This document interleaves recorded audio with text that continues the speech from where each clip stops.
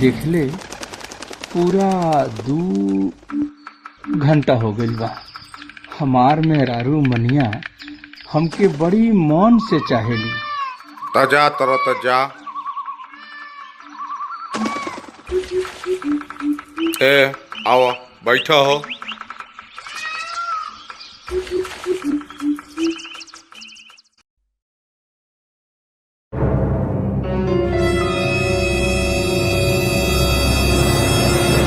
अरे सिपाही, उ मुनीब जी के खबर कैला हो? उ का है कि हमके पता ही नहीं चलत कि कौन किसान के कितना सूद ब्याज मिल गईल और कितना सूद ब्याज बाकी बा। जी मालिक, मुनीब जी के खबर कह दिले बानी। मुनीब जी आवते हुई हैं। मालिक प्रणाम। प्रणाम प्रणाम मुनीब जी। तनी उ देखी तो पुरनका हिसाब किताब बही खाता में कितना